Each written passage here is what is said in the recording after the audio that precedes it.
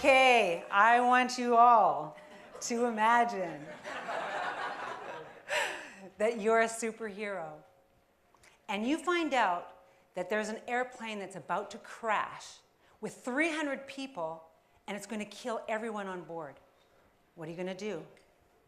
Well, you're a superhero, so you're going to use your superpowers, and you're going to jump up, and you're going to grab that plane in midair and lead it gently to the ground. Now, what if you find out that there's an evil ninja killer who takes a plane like that and crashes it into the ground every single day? Well, you'd find that killer, and you'd use your superpowers to put an end to him once and for all. Well, you have those superpowers. We all do. In fact, we've had them for thousands of years.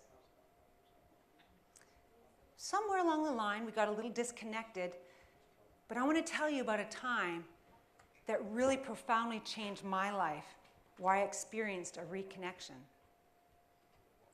Let's identify that killer, all right? That killer's name is obesity, and it kills 300 people every single day here in America. Now, that doesn't even include all the people all the diseases that it contributes to along the way. That'd be 10 times more. There's 4,000 people that die every day from weight-related diseases. Now, if that was it, that would be bad enough. But obesity is not the real problem. You see, obesity is just the hired killer. There's something much bigger, much more horrific going on here. 2/3 of our country is either overweight or obese. Now let's talk about that other third. Are those all those lucky, happy people that are at their ideal body weight, whatever that is? No, that third includes people who suffer with anorexia, that suffer from bulimia, that are depressed, that have any number of eating disorders. Even the ones who have their ideal body weight, some of them are obsessing every day about their bodies, about food, about diet, about exercise, or their lack of it. This is not an obesity problem. The real villain here is self-hatred. Americans hate their bodies. I want to read you a post that I just saw the other day online. In 7th grade, I developed something like an eating disorder. I counted every single calorie. I would not eat breakfast, and eventually not lunch either. It got pretty bad, but I still didn't lose any weight. It's been a long time now. I still struggle. I'm 5'6". I'm 160 pounds. To me, I'm the ugliest, fattest, most disgusting person on earth. And I don't think it will ever end. She's 15 years old, and obesity is not her issue. I was just in the bathroom here at the TED conference, and I was in the stall, and there was these 2 women outside, and they were speaking to one another, and one of them said, you know, I walk into a room, and I check out to see if I'm the fattest person here. I came out, she's not obese. When I was 18 years old and I was off at school, I was invited to a luau. And at this luau, they had so much food. And I ate so much food. I turned to my girlfriend after 4 or 5 times up to the buffet, and I said, oh my gosh, I think I'm going to split. I've eaten so much. And she says, well, come with me. So she takes me in the ladies' room, and she pulls me into a stall, and I thought she was going to give me a pin for my pants because they really were about to bust. And she held up her finger, and she said, well, you take this, and you just put it to the back of your throat. And I watched in horror as her huli huli chicken and her lomi lomi salmon made an encore appearance. She said, okay, now you do it, quick, so we can go and eat some more. Well, I got to tell you that this information was given to me in such a matter-of-fact way, like it was ordinary, it was normal. And it came at an opportune time in my life because I hated my body. I mean, I really hated it. I would have done anything to be able to control it. Now, I wasn't obese. I wasn't even close to it. I was hungry, though.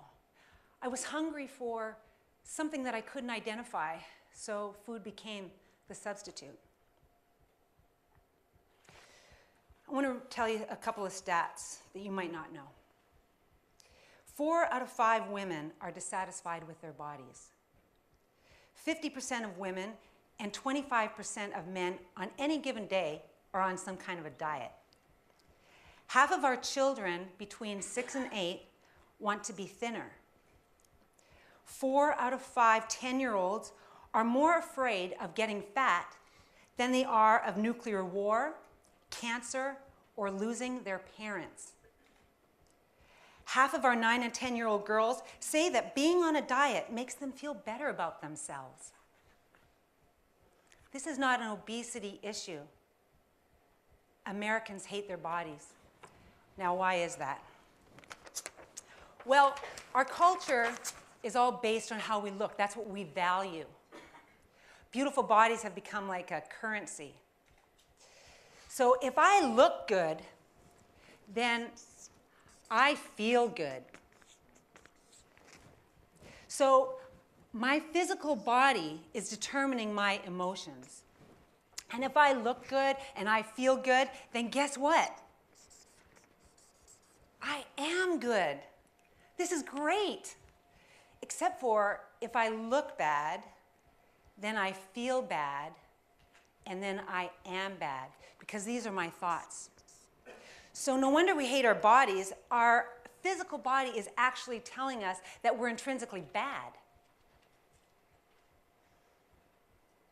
Now there's something that's missing from here, and you got to know that I really worked with this for a long time. I mean, I tried every kind of diet. I tried every kind of exercise program that I could think of to try and change my body so it could change who I was. But it didn't work. Then I became a fitness trainer, and I thought, well, I'll just drag everybody else along with me. I'm going to have them work out harder, diet more strictly, and then they'll feel better about themselves and they'll change who they are, because I really wanted to be a part of their transformation. But something was missing. I got involved with the mind-body movement, which was great, because then I found out that it wasn't my body that dictated anything, it was my thoughts. Oh, this was good news. So all I had to do was think thin thoughts, okay? And the law of attraction taught me that if I then visualize that I'm thin and I feel all the emotions of being thin, then voila, I'm going to look thin. But even if I did look thin, it didn't solve anything because I still hated my body. It didn't matter about the weight. Something was still missing, and obesity is not the problem. About this time, I got involved in martial arts.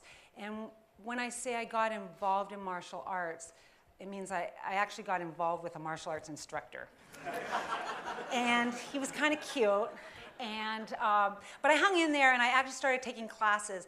And what I noticed, and I liked it because it trained the body and the mind, but I noticed that I was training my body and I was training my mind. But if I was doing that, then I must be bigger than both of those. If I'm bigger than those, then what am I? Who am I?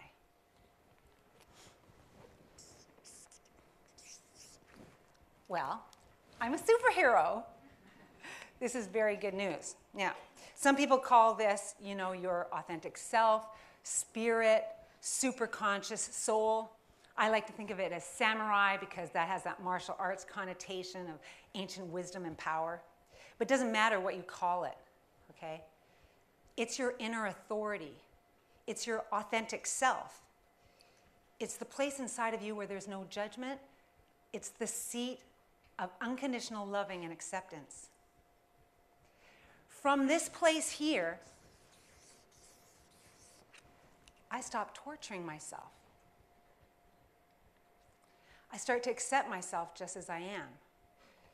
Now, I know I'm losing some of you right now because you think that if you accept yourself just the way that you are, then you have no motivation to change. Well, torture, judgment, hatred, none of those things bring about a true transformation.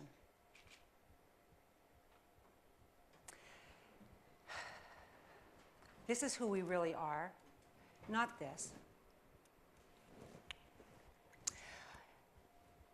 I became a white belt, and what I loved about being a white belt is that it's a new beginning. It actually signifies birth.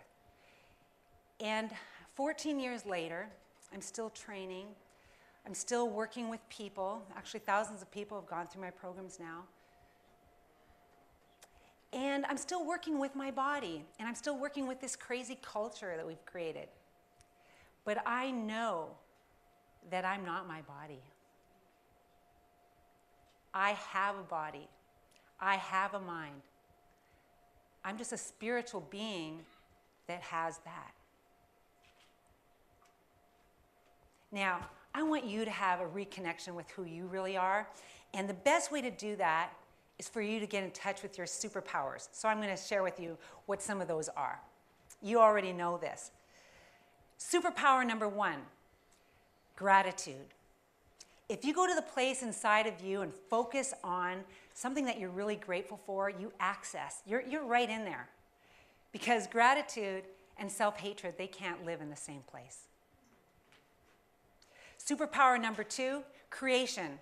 Create something, a song, a dance, a new app, anything. When you create something from your heart, then you are actually joining forces with the universe itself. Superpower number 3 is, of course, giving. What do you want more of in your life? You want some more love? Well, then give it. Give lots of it. Of course, to yourself and to everyone around you, because then you're in touch with your true nature, with who you truly are. I want to share a quote with you from a superhero named Rumi. And he says, "Your task, should you choose to accept it, is not to seek for love, but merely to seek and find all the barriers within yourself that you have against it." Thank you.